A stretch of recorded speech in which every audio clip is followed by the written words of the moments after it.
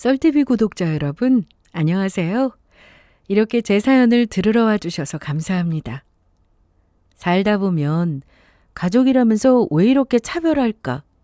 이런 순간들이 찾아올 때가 있습니다. 겉으로는 공평한 척, 속으로는 한쪽만 챙기고 다른 한쪽은 없듯이 대하는 사람들. 저 역시 결혼 후 제 남편이 그런 사람이라는 걸 너무나 뒤늦게 그리고 너무나 뼈아프게 깨닫게 되었습니다.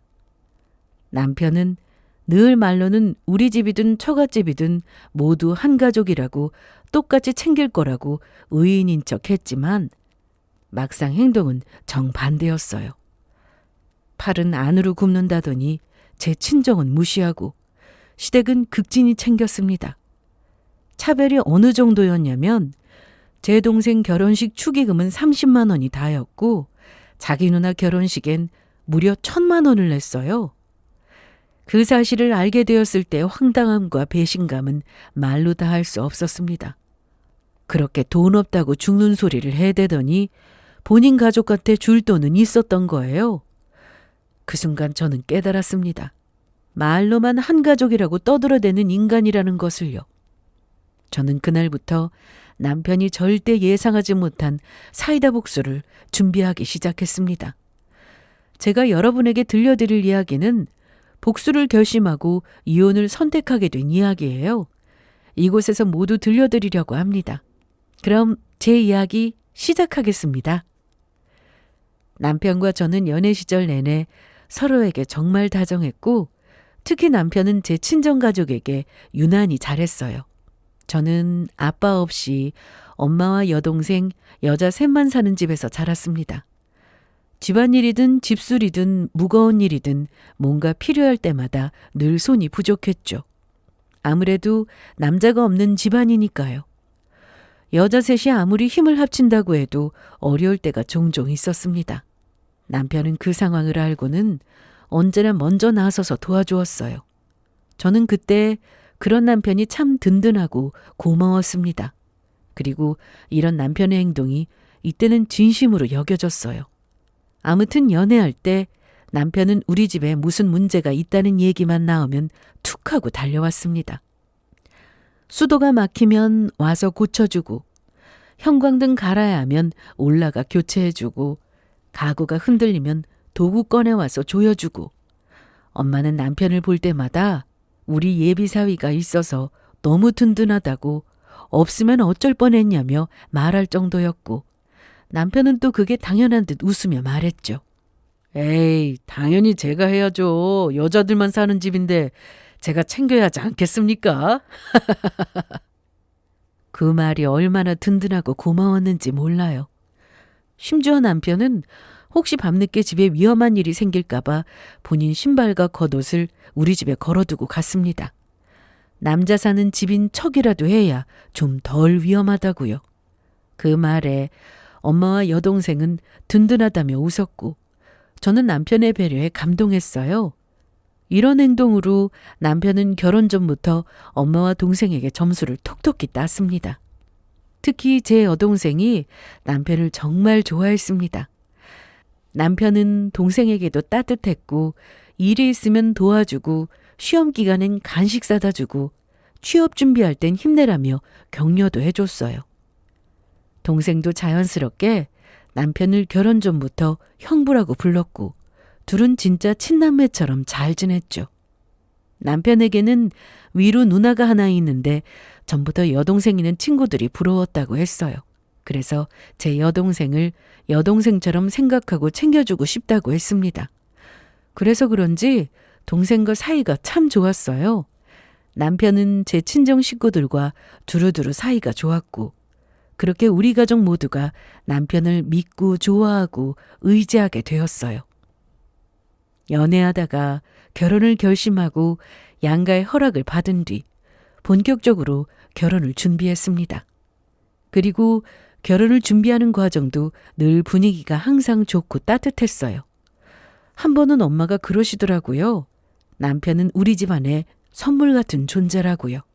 그만큼 너무 좋아하셨고 남편도 자신을 좋아해주는 우리 엄마에게 당당하게 말했죠.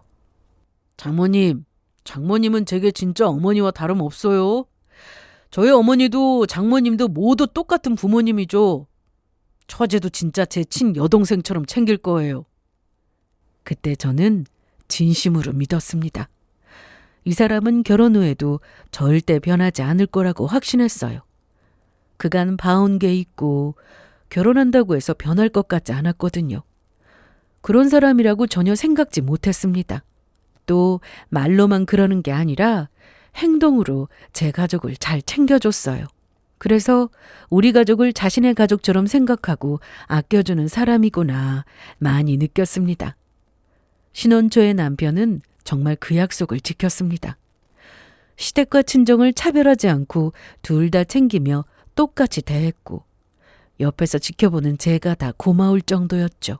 그래서 저도 시댁 식구들에게 잘하려고 더욱더 노력했습니다. 남편이 우리 가족에 이렇게 잘해주는데 저도 그래야 한다고 생각했어요. 하지만 그때까지만 해도 저는 몰랐습니다. 남편이 어떤 사람인지 얼마나 가식적으로 행동했는지 그걸 깨닫게 되기까지 그리 오래 걸리지 않았어요. 결혼하고 신혼의 달콤한 시간이 지나자 남편의 태도는 아주 묘하게 그리고 정말 천천히 그러나 분명하게 변하기 시작했습니다. 처음에는 남편의 변화를 정말 몰랐어요. 갑자기 큰 사건이 있었던 것도 아니고 갑자기 버럭 화를 낸 것도 아니었으니까요. 그저 어쩌다 한번 말투가 무심해졌다가 또 어느 날엔 행동이 조금 달라졌다가 하는 정도였습니다. 저는 그때까지만 해도 그걸 기분 탓으로 여기거나 그냥 그런가 보다 하고 생각했어요. 이제 보니 제가 둔한 편이기도 하네요. 하지만 시간이 지나면서 그 기분 탓이라 넘겼던 것들이 하나의 큰 조각들이 되어 제 앞에 모습을 드러냈습니다. 남편의 태도 변화는 바로 양가 차별이었어요. 그리고 그 차별은 누구나 딱 보면 알 수 있을 만큼 뚜렷했습니다. 남편의 행동이 변했다고 느낀 여러 계기들 중 몇 가지만 말씀드리자면 한 번은 주말에 친정엄마가 전화해서는 강서방 좋아하는 된장찌개 맛있게 끓였다고 들러서 같이 저녁을 먹자고 하셨습니다. 그래서 남편한테 이 말을 전하며 엄마 집으로 가자고 했더니 남편이 소파에 드러누운 그대로 이렇게 말했어요. 아이, 귀찮아. 그래서 안 간다고? 당신이 좋아하는 된장찌개 끓이셨다는데? 아이, 몰라. 귀찮은데 된장찌개는 무슨. 당신 혼자 가서 먹고 와. 나는 그냥 간단하게 라면이나 먹고 쉴래. 남편은 이렇게 말하고는 여유롭게 리모컨을 만지작거리며 시선은 TV에 고정시켰습니다. 그 모습을 보고 저는 황당했어요. 제가 아는 남편이라면 기분 좋게 일어나서 알겠다며 저랑 같이 친정에 갈 사람이었거든요. 그런데 이렇게 이야기를 하니까 조금 낯설더라고요. 제가 아는 남편은 그런 사람이 아닌데 말이죠. 평소 된장찌개를 무척이나 좋아했어요. 특히 저희 엄마표 된장찌개라면 환장하는 사람이었죠. 시어머니는 이런 맛을 못 낸다면서 엄마가 해주시는 된장찌개를 거의 코박고 먹을 정도였어요. 밥도 2그릇, 3그릇씩 먹었고요. 그런데 그렇게 좋아하는 엄마의 된장찌개를 마다하니 뭔가 이상했습니다. 원래대로라면 이럴 사람이 아닌데 몸이 안 좋은가, 피곤한가. 그냥 이렇게 생각하고 넘겼어요. 그렇게 그날 이후로도 친정집에 가는 횟수가 눈에 띄게 줄어들었습니다. 제 집처럼 자주 드나들던 사람이었는데 왜 이렇게 우리 집에 안 가려고 하지라는 생각이 들었어요. 그래서 친정은 한 번 가려고 하면 항상 미뤄지고 미뤄져서 한 달에 한 번 가기도 어려운 상황이 되었죠. 그러던 중에 시어머니가 제게 전화해서는 파김치 담갔다고 가져가라고 하셨고 남편은 그 말을 듣고는 귀를 쫑긋하며 벌떡 일어나서 바로 갈 준비를 하기 시작했습니다. 엄마 파김치 했대? 그러시다네? 그래, 그럼 얼른 가자. 간 김에 같이 저녁도 먹고. 귀찮다며 소파와 한 몸으로 누워있던 남편이 시어머니의 파김치라는 말에 거의 반사적으로 일어나서는 나갈 채비를 순식간에 마쳤습니다. 남편이 파김치에 환장하는 사람도 아니고 시어머니가 가끔씩 김치를 내서 보내주시는데 그때마다 파김치를 그렇게 잘 안 먹었거든요. 별로 손을 안 댔는데 갑자기 왜 이렇게 파김치에 반응하나 싶었어요. 그런데 또 옆에서 계속 보니까 파김치 때문이 아니라 그냥 본인 집은 잘만 가는 거였습니다. 저희 친정은 이리저리 핑계대면서 잘 안 가려고 했는데 자신의 집은 너무도 쉽게 가려고 했어요. 처음에는 이게 뭐지 싶다가 나중에는 점차 서운해졌습니다. 이뿐만이 아니었어요. 어느 날 여동생이 컴퓨터가 고장난 것 같다며 남편한테 좀 봐달라고 연락했어요. 남편이 컴퓨터를 잘 만지기도 하고 제 동생 컴퓨터도 남편이 부품 사서 직접 만들어준 거였거든요. 아무튼 동생이 그렇게 부탁했는데 남편은 한치의 망설임도 없이 AS 기사님을 부르라고 말했습니다. 에이, 처제. 그런 건 AS 기사님 불러야지. 나도 고치는 건 잘 몰라. 남편의 말을 듣고 살짝 어이없었습니다. 저도 컴퓨터를 잘 만질 줄 모르지만 그래도 남편 실력이 어느 정도인지 대략 알거든요. 컴퓨터를 능숙하게 잘 다루고 부품도 빠삭하고 직접 조립해서 쓸 수 있는 사람이 고치는 걸 못한다? 말이 안 되잖아요. 물론 전문적인 수리는 못할 수도 있어요. 하지만 동생 이야기 들어봤을 때 남편이 충분히 해결할 수 있는 문제 같았습니다. 그런데 남편은 귀찮다는 듯이 동생한테 자신은 바쁘기도 하고 그런 거 잘 못한다면서 AS 기사님을 부르라고 했어요. 보니까 도와줄 의지가 없어 보였습니다. 그래서 저는 요즘 진짜 왜 이러지? 왜 이렇게 매사에 의욕이 없을까? 회사에 무슨 문제라도 있나? 아니면 가을 타나? 아니면 우울증인가? 별의별 생각을 다 했어요. 그런데 며칠 뒤에 신우가 본인 노트북이 이상하다고 카톡을 보냈고 그걸 본 남편은 바로 장비 챙겨서 들고 문 앞에 서서 신발을 신고 있었습니다. 그 모습을 보고 제가 뭐 하냐고 어디 가냐고 묻자 아무렇지 않게 이렇게 말했어요. 누나가 노트북이 좀 이상하다고 해서 잠깐 봐주고 올게. 우리 동생은 AS 기사님을 부르라고 귀찮아하면서 나몰라라 하더니 본인 누나 노트북은 왜 고치려고 저러나 싶어서 조심스럽게 그런 건 AS 기사가 해야 하는 거 아니냐. 당신은 고치는 거 못한다고 하지 않았냐고 하니까 남편이 살짝 짜증 섞인 목소리로 자신이 고칠 만한 수준이니까 가는 거라고 했습니다. 제 동생 때랑 상황이 다르다고 하면서요. 남편은 상황이 다르다고 했지만 제가 느끼기에는 전혀 다르지 않은 듯 했어요. 그저 달라진 건 남편의 마음뿐이었죠. 제 동생의 부탁은 귀찮고 본인 누나의 부탁은 당연히 들어줘야 하는 듯이 굴었기에 저는 참으로 어이가 없었습니다. 또 한 번은 명절이 다가왔을 때 더 확실히 차별한다는 걸 느꼈어요. 시어머니 선물을 고를 때 남편이 말했죠. 본인의 엄마에게 이 정도는 해드려야 하지 않겠냐고 유심히 고르더니 30만 원짜리 제품을 고르고는 너무 싼 건가 하면서 생각하더라고요. 그러고는 40만 원이 넘는 제품을 골랐습니다. 그래서 당연히 저희 엄마 선물도 그 정도 가격대로 할 거라고 생각했어요. 시어머니께 40만 원 상당의 선물을 드리면 저희 엄마도 똑같이 그 가격대로 드려야 하니까요. 그런데 저희 친정엄마 선물을 고르는 순간 남편의 표정과 태도는 확 달라졌습니다. 떡하니 10만 원짜리 제품을 고르고는 이렇게 말했어요. 장모님은 이거 어때? 이거 마음에 들어 하실 것 같은데? 저는 그 자리에서 말문이 막혔습니다. 언제는 자신의 부모와 우리 엄마는 똑같은 분들이라면서 차별하지 않고 우리 엄마를 친엄마처럼 생각하고 모실 거라고 하더니 왜 우리 엄마 선물이랑 시어머니 선물이 다를까? 그것도 이렇게 금액이 차이가 날까 싶었습니다.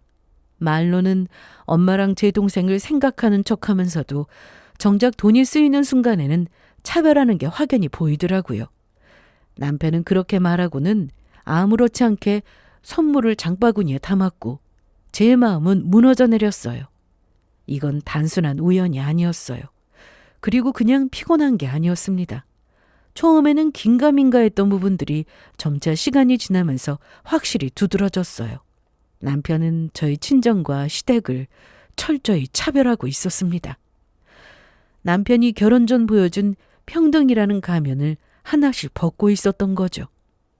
시댁은 챙겨야 하는 진짜 가족이고 우리 친정은 귀찮은 존재들이었어요. 남편의 태도는 작은 변화처럼 보였지만 그게 반복되면서 제 마음에는 서운함과 상처가 차곡차곡 쌓였습니다. 처음엔 그저 기분이 나빴고 나중엔 섭섭했고 어느 순간부터는 남편이 점점 남 같은 사람처럼 느껴질 정도였어요. 그러다 결국 제가 참아왔던 감정이 한순간에 터져버렸습니다.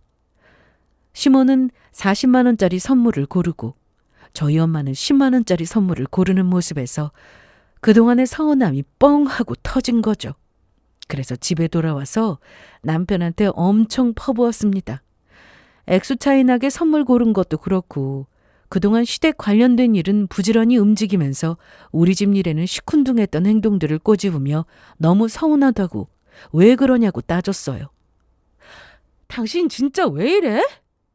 정말 너무한 거 아니야? 내가 뭘? 계속 시댁이랑 우리 집이랑 차별하고 있잖아. 결혼하기 전에 나한테 뭐라 그랬어?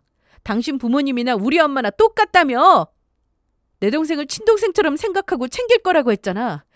똑같은 한 가족이라고 말해놓고는 어쩜 이렇게 차별할 수 있어? 제가 이렇게 따지고 들자 남편은 전혀 이해 못하겠다는 표정으로 자신이 뭘 차별했다는 거냐고 말했고 제가 예민하게 받아들이는 거라고 했습니다. 본인은 전혀 그런 적 없고 제게 말한 것처럼 차별 없이 똑같이 대했다고 하더군요. 그 말에 저는 어이가 없어서 헛웃음을 터뜨렸습니다. 그리고 남편한테 그동안 서운했던 부분을 다 이야기했어요. 우리 집에 갈 때는 귀찮아하고 싫어하는 티 내면서 시댁에 갈 때는 좋다고 하질 않았냐. 내 동생이 부탁하면 거절하고 형님이 부탁하면 다 들어주지 않았냐고. 결정적으로 어머님 선물은 40만 원짜리고 왜 우리 엄마는 10만 원짜리냐고. 명백한 차별이 눈앞에 보이는데 이게 뭘 예민하게 받아들이는 거냐고. 정말 예민한 사람이었으면 그동안 두고 보지도 않고 조금이라도 다르게 행동하면 바로 뭐라고 했을 거라고 했습니다. 저는 전부터 내가 예민하게 받아들이는 건가?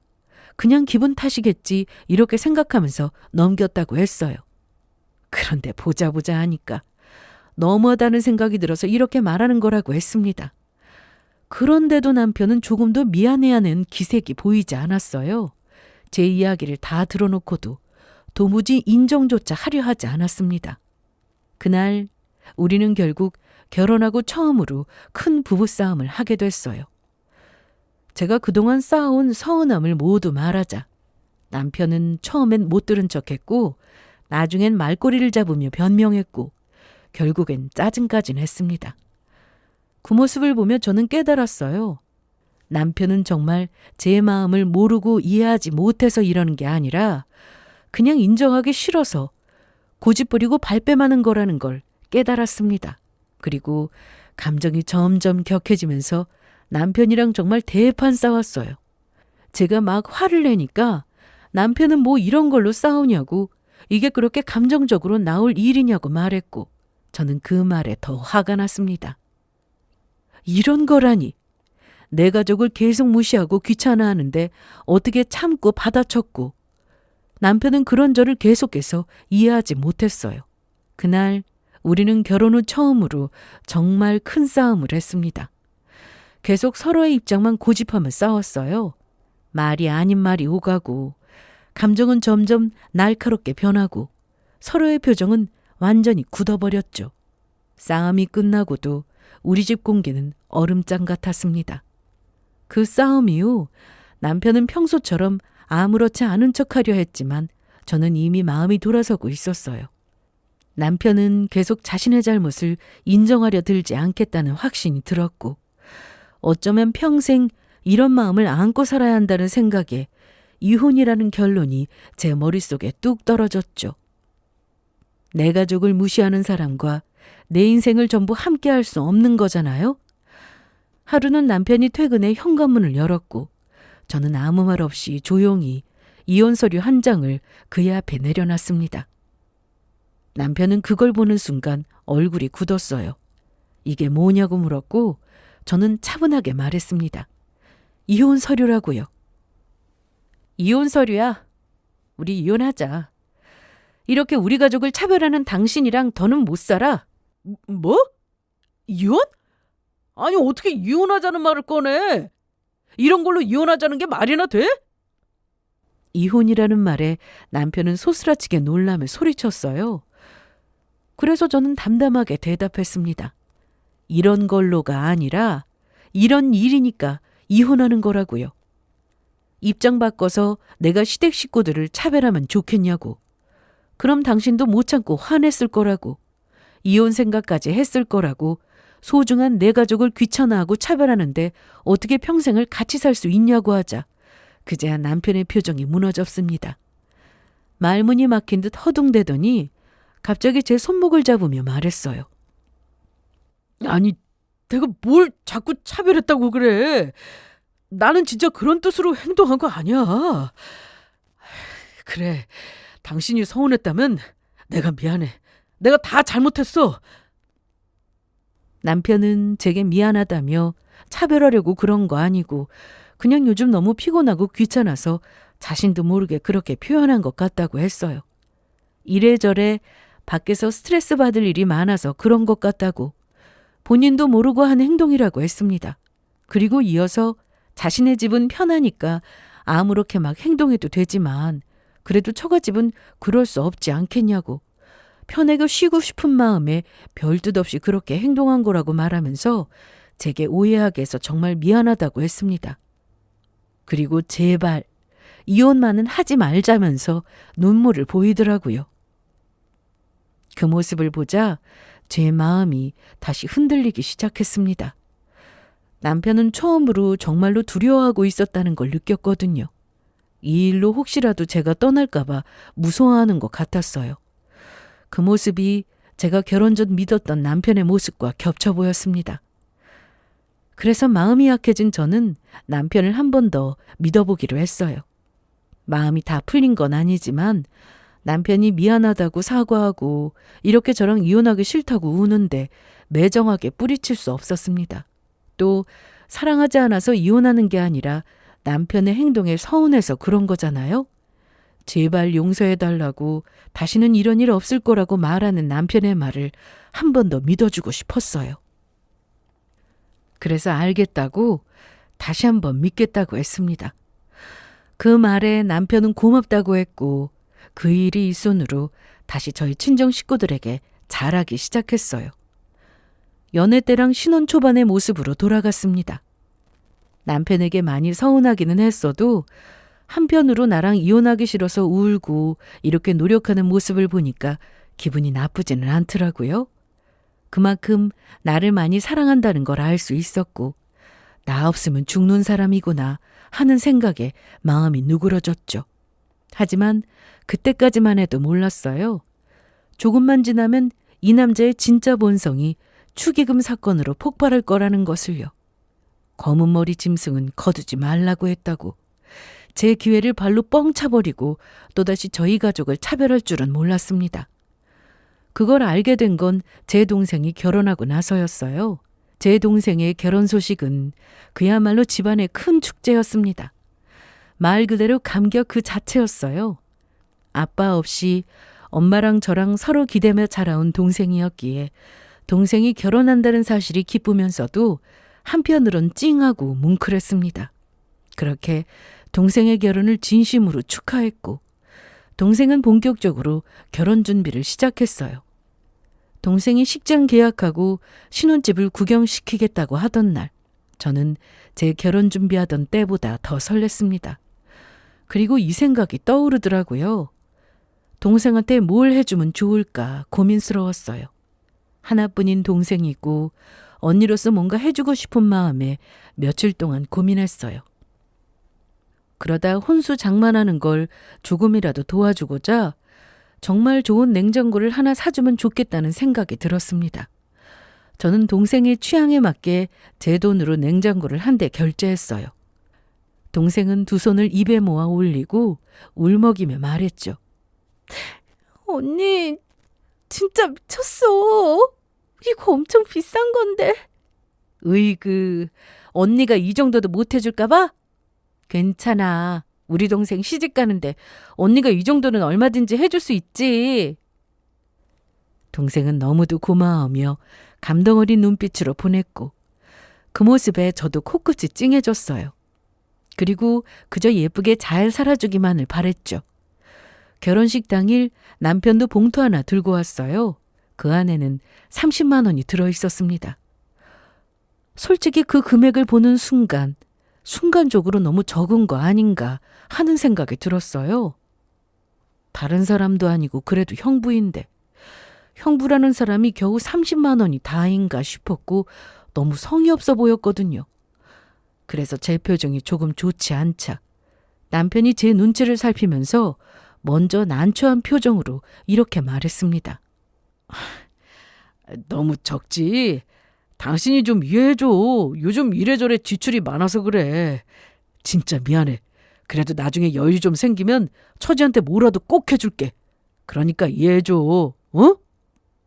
남편은 어쩔 수 없어서 그랬다며 제게 이해해달라고 했고 저는 결국 고개를 끄덕였어요. 저희는 사실 돈 관리를 각자 하고 있었거든요. 공동으로 나갈 돈은 각자 반반씩 부담했습니다. 그 밖에는 알아서 관리했기 때문에 서로 크게 관여하지 않았어요. 그래서 남편의 사정이 요즘 좋지 않은가 보다 싶었고 또 한 번 이혼 문제로 큰일이 있고 난 뒤에 남편은 저희 가족에게 참 잘하려고 노력했어요. 더 이상 무시하거나 차별하는 행동도 보이지 않았습니다. 저렇게 노력하고 있는데 이런 걸로 또 싸우고 싶지 않더라고요. 물론 아쉽기는 했지만 그래도 남편이 잊지 않고 제 동생을 챙겨줄 거라고 생각했어요. 이때만 해도 저는 그래, 사람이 살다 보면 그럴 수도 있지 이렇게 생각하며 스스로를 설득하며 넘어갔습니다. 하지만 몇 달 뒤 같은 해에 남편의 누나이고 제게는 형님이 결혼하면서 제가 몰랐던 진실을 알게 됐어요. 제 동생이 결혼하고 나서 몇 달 뒤에 신우도 결혼식을 올렸습니다. 저한테 그렇게 잘하는 신우도 아니고 정겹고 친한 사이는 아니었지만 그래도 제 신우니까 당연히 축하해야 한다 생각했어요. 그리고 축의금으로 얼마를 내면 좋을까 고민하다가 그래도 신우인데 어느 정도는 내야 하지 않나 싶었습니다. 남편을 생각해서 100만 원이면 적당하다고 판단했어요. 제 동생처럼 냉장고를 사줄 정도는 아니지만 그래도 그 정도 금액이면 충분하다고 생각도 했습니다. 그래서 남편에게 조심스럽게 물었죠. 형님 축의금으로 100만 원을 낼까 하는데 괜찮을지 물어봤어요. 남편은 조금도 망설이지 않고 아주 환하게 미소 지으며 말했어요. 100만 원? 그 정도면 딱 좋지. 정말 고마워. 남편의 표정은 감사함과 기쁨 그리고 안도감이 교차했습니다. 아무튼 복합적인 긍정이었어요. 그리고 남편에게 나는 축의금으로 100만 원을 낼 건데 남편은 얼마 정도 낼 거냐? 아니면 나처럼 가전제품을 하나 사줄 거냐고 묻자. 남편은 그렇게 하고 싶은데 사정이 어렵다고 했고 그래도 자신이 동생이니까 뭐라도 더 챙겨주고 싶어서 친구한테 돈을 빌려서 겨우 100만 원 정도 돈을 마련했다고 했습니다. 그 말에 저는 살짝 뭐지 싶었어요. 내 여동생 결혼식 때는 30만 원도 부담스러워하던 사람이 그래도 자기 누나라고 빌려서 100만 원을 마련했구나 싶어서 살짝 서운했습니다. 남편은 그런 제 표정을 읽었는지 나중에 제 동생한테도 70만 원 정도 더 챙겨줄 거라고 했어요. 그래서 저는 그냥 그러려니 하고 별말 안 했습니다. 뭐 좋은 일 앞두고 싸우고 싶지도 않고 싸움 나면 서로 힘들고 이혼 이야기가 한 번 나온 마당에 두 번째는 더 쉽게 받아들여질 것 같았습니다. 또 남편이 그만큼 노력하니까 저도 이해하려고 애썼어요. 삶의 평화를 위해 그 애매한 마음을 한켠에 억지로 눌러 담았습니다. 그러나 그런 저의 노력이 남편은 그저 우스웠나 봐요. 저는 곧 알게 됐습니다. 남편이 제 뒤통수를 아주 세게 쳤다는 걸 말이죠. 신우이 결혼식에 저는 남편에게 말한 대로 축의금으로 100만 원을 냈습니다. 문제는 그 후에 벌어졌죠. 며칠 뒤 결혼식을 마치고 신혼여행을 잘 다녀온 신우에게서 한 통의 전화가 걸려왔어요. 평소 연락을 잘 안 하던 사이라 갑자기 무슨 일로 전화했지? 궁금증이 앞서서 전화를 받았습니다. 그리고 다정한 인사와 함께 들려온 말은 충격 그 자체였어요. 형님, 신혼여행 잘 다녀오셨어요? 그럼. 안 그래도 막 도착하자마자 올케한테 전화하는 거야. 동생한테 전화하니까 안 받더라고. 네, 오늘 일이 바빠서 바쁘다고 했어요. 아마 회의 들어가서 전화 안 될 거예요. 그렇구나. 고맙다는 말 하려고 전화했는데. 그럼 올케가 대신 전해줘. 아니, 무슨 축의금을 그렇게 많이 했대? 나는 솔직히 기대 안 했는데 적혀져 있는 금액 보고 깜짝 놀랐잖아. 신우는 제게 무슨 축의금을 그렇게 많이 했냐고 정말 큰 금액이라 가족 모두가 깜짝 놀랐다고 했습니다. 그 말을 듣고 저는 고개를 갸웃거렸어요. 제가 낸 100만 원을 이렇게나 크게 생각하는 건가 싶어서요. 물론 100만 원이라는 돈이 작다면 작고 크다면 크겠죠. 그런데 제가 생각하는 신우라면 그렇게 크게 받아들이지 않을 것 같았는데 뭘 이렇게까지 오버를 할까 이상했습니다.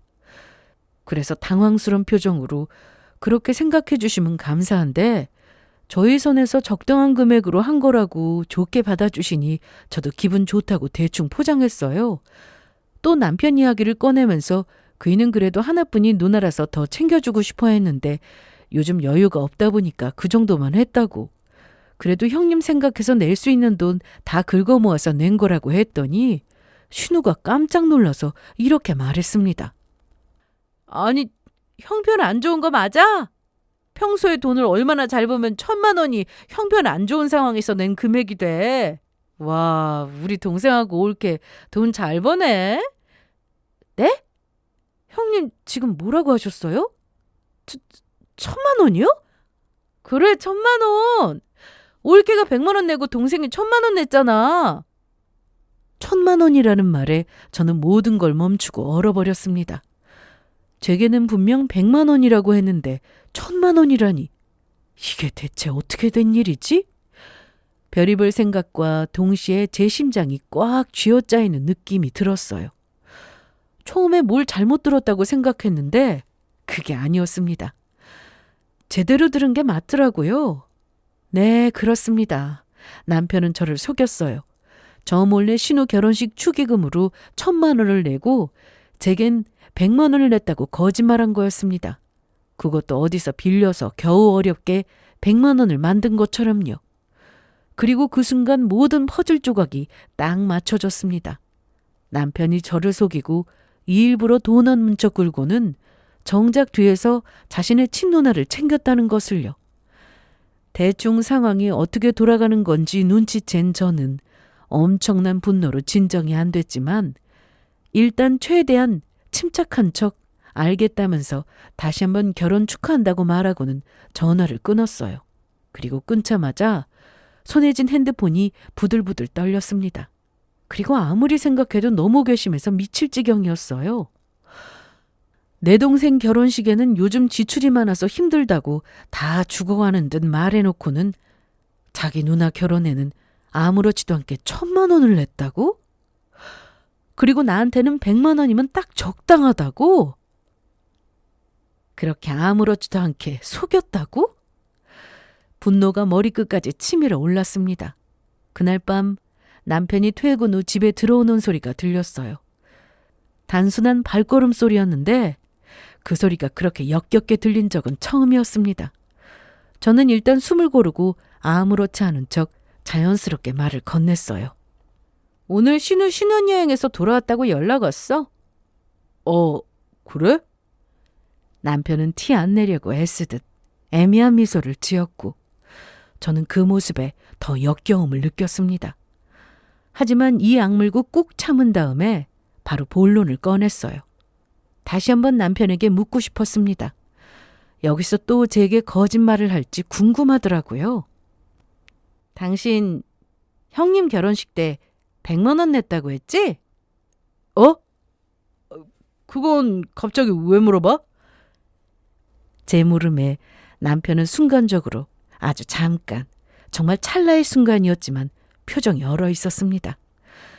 그러고는 마른 침을 꿀꺽 삼켰어요. 딱 그 소리가 제 귀에까지 들릴 정도로요. 그때부터 남편은 제 눈치를 보기 시작했고 저는 표정 하나 흔들리지 않는 모습으로 그냥 무덤덤하게 말했습니다. 그냥 정확하게 다시 한번 확인하고 싶어서. 그래야 나중에 헷갈릴 일 없잖아. 헷갈릴 일? 그런 일이 뭐 있어? 남편은 어색하게 웃으면서 어물쩍 넘어가려고 했습니다. 저는 그런 남편을 똑바로 쳐다보며 어딜 그냥 넘어가냐는 듯이 쳐다보며 다시 한번 물어봤어요. 정말 축의금으로 100만 원을 낸 게 맞냐고요. 그러자 남편은 잠시 뜸을 들이다가 역시나 태어난 척 거짓말을 내뱉었습니다. 맞아. 100만 원. 남편의 말에 저는 겨우 누르고 있던 화가 터지고야 말았습니다. 남편은 그냥 100만 원이라고 말했지만 제 귀에는 이렇게 들렸어요. 너를 바보라고 생각한다고요. 대체 나를 얼마나 만만하게 생각하면 이따위 거짓말을 계속 나불거릴까. 나를 어디까지 속여먹을 생각인가. 너무도 화가 났습니다. 그래서 더는 못 참고 폭발하고야 말았어요. 뭐? 100만 원? 100만 원은 무슨 100만 원이야? 100만 원 아니잖아! 저의 큰 호통에 남편은 움찔거리며 놀랐고 저는 엄청난 목청으로 남편에게 소리쳤어요. 100만 원은 무슨 100만 원이냐고. 신우가 나한테 전화해서 당신이 1000만 원 냈다고 고맙다고 이야기했다고 하자 남편의 얼굴이 순식간에 사색이 됐어요. 입술이 파르르 떨리고 숨소리가 들릴 정도로 긴장하더라고요. 저는 한치도 물러서지 않고 몰아붙였습니다. 대체 왜 나한테 거짓말을 하냐고, 왜 속이냐고, 왜 나한테 100만 원 냈다고 거짓말했냐고 하니까 남편은 횡설수설했어요. 아니, 그게 내가 일부러 속이려고 한 게 아니고 이게 어떻게 된 거냐면 역시나 남편은 명확하게 대답하지 못하고 횡설수설하며 말을 얼버무렸습니다. 하긴 그럴 만도 하죠. 저한테 그런 거짓말을 해놓고 사실은 뒤로 1000만 원의 추기를 했으니 무슨 변명을 할 수 있겠어요. 남편의 입에서 오해라는 말이 튀어나오자 저는 오해는 무슨 오해냐고. 오해의 말을 해야 오해를 하지 이건 오해가 아니라 그냥 작정하고 속인 거 아니냐고 했습니다. 그러고는 남편을 노려보며 대체 그 1000만 원은 어디서 냈냐고 물었어요. 그러자 남편은 합죽이라도 된 듯이 입을 다물고 아무 말도 못했습니다. 저를 속인 것도 해명하지 못하는데 1000만 원이 어디서 튀어나왔는지 당연히 해명 못하겠죠. 나중에 알고 보니 남편은 저 몰래 이래저래 돈을 많이 쥐고 있는 사람이었습니다. 투자로 돈을 불려서 그걸 쓰고 싶은데 막 쓰면서 여유롭게 취미생활도 하며 아주 팔자 좋게 지냈더라고요. 그러면서 제 앞에서는 돈 없는 척 겨우 빌려서 내는 척 연기를 떨었던 거고요. 아무튼 제게 거짓말하고 또다시 우리 가족을 차별한 남편을 도저히 용서할 수 없었습니다. 저는 잔뜩 분노에 찬 얼굴로 말했어요. 내 동생 결혼할 때는 겨우 30만 원 내놓고 네 누나 결혼할 때는 1000만 원 내놓니? 이게 차별이 아니고 뭐야? 이래놓고 내가 예민하게 반응하는 거라고? 내가 이걸로 처음 이혼하자고 했을 때 다시는 안 그런다고 했잖아. 그래놓고 이렇게 또 날 속여? 제 말에 찔린 남편은 그제야 고개를 푹 숙이고 저를 바라보지 못했어요. 하지만 그 모습은 제게 정말 미안하고 면목이 없어서 그런 게 아니라 들켰다는 당황함 때문에 숙인 것처럼 보였습니다. 이때 제가 받은 허망함은 이루 말로 표현할 수 없었어요. 다시금 기회를 주고 믿고자 노력했는데 그런 내 노력들이 다 헛수고가 됐구나 싶었습니다. 남편은 진심으로 반성하지 않으면서 제 앞에서 잘못했다고 미안하다고 사과했고 또다시 연기를 해댔어요. 그 모습을 보고 있자니 처음 이혼하자고 했을 때 남편이 저렇게 눈물 흘리면서 저를 붙잡았던 게 생각났습니다. 그때도 저렇게 가증스럽게 미안한 척 진심으로 용서하는 척 가증스러운 연기를 떨어댔구나 생각하니 치가 떨려서 저를 붙잡은 남편의 손을 뿌리쳤습니다. 그래도 남편은 계속해서 제게 용서를 구하고 어떻게든 제 마음을 풀려고 했지만 저는 그런 남편을 상대하고 싶지 않았어요. 그래서 방문을 쾅 닫고 문을 걸어 잠근 채 무시했습니다. 그리고 다음 날 남편이 출근하자 저는 바로 변호사를 만나러 갔어요. 제 가족을 우습게 여기고 시댁과 친정을 또 차별하기 시작한 순간부터 저는 더 이상 이 사람과 함께할 이유가 없다고 생각했습니다. 그래서 결국 이혼을 결심했어요. 변호사를 찾아가 이혼 결심한 계기를 이야기하고는 단호하게 유책 배우자인 남편과 이혼하고 싶다고 이야기했습니다. 변호사는 제 이야기를 듣고 이야기를 뒷받침할 증거가 있냐고 물었어요. 이혼이라는 게 증거로 좌지우지 되더라고요. 그래서 저는 있다고 했고 최대한 박박 긁어서 모아오겠다고 했습니다. 변호사는 저를 보며 고개를 끄덕였고 우리 집안과 시댁을 차별한 것, 반복된 거짓말 등등 증거만 확실하다면 유책 사유가 된다고 했어요. 증거만 확보하면 충분히 이길 수 있다는 말에 저는 더 이상 흔들릴 이유가 없다고 느꼈습니다. 그렇게 저는 차별의 기록을 하나씩 모아 정리했어요. 제 동생 결혼식 축의금 30만 원과 신우 결혼 축의금 1,000만 원, 그 사실을 뒷받침할 신우와 저의 통화 내용, 그리고 친정 부모님 앞에서 피곤하다며 불평한 대화들, 시댁엔 생글거리며 잘만 챙기던 행동들, 차별을 인정하지 않은 남편의 카톡 답변들. 저는 이 모든 걸 날짜 순으로 정리해서 파일로 만들었습니다.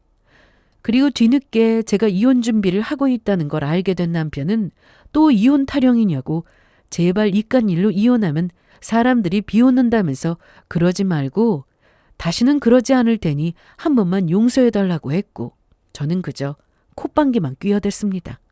그러자 남편은 뻔뻔하게 그런 걸로 이혼하라고 하는 변호사가 어디 있냐고, 그럼 이 세상 부부들 다 이혼할 거라고 했고 저는 충분한 유책 사유가 된다며 제가 모은 증거를 하나씩 보여줬어요. 그럴 때마다 남편의 눈빛이 점점 흔들렸습니다. 그렇게 남편은 절대 이혼 못 해준다고 버텼고 결국 이혼 소송으로 이어졌어요. 이혼 소송이 시작되자 남편은 진짜로 당황했습니다. 막상 법적으로 맞닥뜨리니까 시겁해하더라고요. 글쎄, 다시는 안 그런다니까? 아니, 가족끼리 진짜 왜 이래?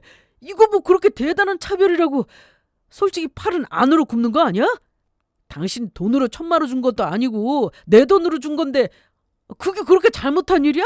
이건 진짜 아니지. 이런 말만 반복했습니다. 그러나 저는 이미 마음을 굳힌 상태였어요. 특히 변호사가 정리한 한 문장이 결정적이었습니다. 남편은 시댁에는 1,000만 원을 쓰면서 아내의 가족에게는 30만 원만 쓰는 등 반복적으로 경제적 정서적 차별을 행했다고요.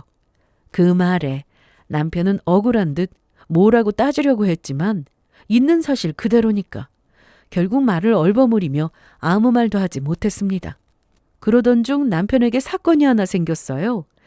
남편은 평소 투자 좀 한다고 우스대며 주식을 꾸준히 해왔습니다.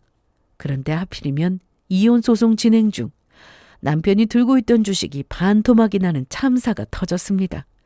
남편은 집에서 머리를 쥐어뜯으며 소리쳤어요. 아이, 진짜 미쳤네. 아, 이거 왜 이래? 아유, 왜 하필 지금이냐고. 이렇게 절규했고 저는 그 꼴을 관람하며 조용히 물 한 잔을 마셨습니다. 그리고 얄밉게 이렇게 말했어요. 다 자업자득이라고. 심보를 그렇게 쓰니 들어온 돈도 다 나가는 거라고 했어요. 그러자 남편은 더욱더 머리를 쥐어뜯으며 괴로워했습니다. 그리고 남편은 그렇게 무너졌어요. 갑작스런 주식 폭락과 저랑 이혼하면서 겨우 남은 돈까지 위자료로 주는 바람에 남편은 거의 빈털터리가 되었습니다. 이혼 합의금으로 남은 돈까지 빠져나가고 변호사는 철저하게 남편의 잘못을 입증해서 결과적으로 위자료 비율이 저에게 훨씬 유리하게 나왔습니다. 남편이 평소 숨겨두려고 했던 돈까지 털릴 위기였죠. 결국 남편은 거의 빈손 상태에서 이혼을 당하게 되었어요. 그렇게 우리는 이혼했고 얼마 후 신우가 다급하게 전화를 했어요. 받자마자 갑자기 화난 목소리로 쏟아냈습니다. 올케! 올케 때문에 동생이랑 대판 싸우고 이게 뭐야? 제가 뭘요? 남매끼리 싸운 걸 왜 저한테 뒤집어 씌우세요? 올케가 싸우게 만들었잖아. 올케랑 이혼하고 돈이 하나도 없다면서 축의금으로 낸 1,000만 원 돌려달라고 난리라고. 지금 그 돈 다시 줘야 할 판이야. 저는 어이가 없어서 웃음이 나왔습니다. 그러자 신우는 더 소리쳤어요. 너 때문에 동생이랑 사이 틀어지고 이거 어쩔 거냐고 말이죠. 그래서 저는 그건 내 잘못이 아니라 당신 동생이 잘못해서 생긴 결과라고 했고, 그렇게 누나 생각해서 나 몰래 축의금으로 1,000만 원을 턱하고 내던 인간이 이게 뭐냐고, 이깟 돈 때문에 소중하게 생각하는 누나랑 싸우기나 하고 꼴 좋다고 비아냥거렸어요. 그리고 결정적으로 나는 이제 이혼하고 남이니까 가족 문제는 가족끼리 알아서 해결하라고 했습니다. 그리고 바로 전화를 끊었어요. 남편은 이혼하고 돈 잃고 체면 잃고 마지막엔 누나에게 1,000만 원 달라고 구걸한 신세로 전락했습니다. 그런데 웃긴 건 정작 신우에게 준 축의금 1,000만 원도 남편은 다시 돌려받지 못했습니다. 그깟 돈이 뭐라고 신우도 만만치 않게 굴었나 보더라고요. 반면에 저는 법과 증거로 정확하게 복수를 끝내고 새 삶을 시작했어요. 그리고 남편이 차별의 대가를 제대로 치르도록 지켜볼 생각입니다. 돈 잃고 오갈 데 없어진 남편이 뒤늦게 또 저를 찾아왔지만 어림없죠. 칼같이 차단하고 경찰 부르니까 쪼르르 도망가더라고요. 아무튼 이게 제 이야기의 끝이에요. 그런 놈과 이혼하고 다시 새 출발했죠. 전 남편은 물론 우울한 나날을 보내고 있겠지만요. 남편의 차별과 거짓말은 결국 스스로 부메랑이 되어 돌아갔고 제가 하지 않아도 될 복수를 세상이 대신해 준 셈이었어요. 저는 이혼을 통해 제 삶을 다시 찾았습니다. 누군가의 눈치를 보며 상처받는 삶이 아니라 온전히 제 자신과 제 가족을 지킬 수 있는 길을 선택했습니다. 살다 보면 사람의 진짜 모습은 작은 일에서부터 드러난다고들 하죠. 저 역시 남편의 태도 하나하나가 쌓여 이혼이라는 결론까지 오게 되었습니다. 저는 제 삶을 지키기 위해 제 가족을 지키기 위해 필요한 선택을 했고 그 선택이 결국 저를 더 나은 곳으로 데려다 주었다고 생각해요. 지금 저는 다시 차분한 엄마와 함께 하루하루를 살아가고 있어요. 언제나 저희 편이 되어준 가족이 있기에 저는 앞으로도 흔들리지 않고 걸어갈 수 있을 것 같습니다. 그럼 지금까지 제 이야기를 끝까지 들어주셔서 감사합니다. 앞으로는 더 당당하게, 더 행복하게 살겠습니다. 감사합니다.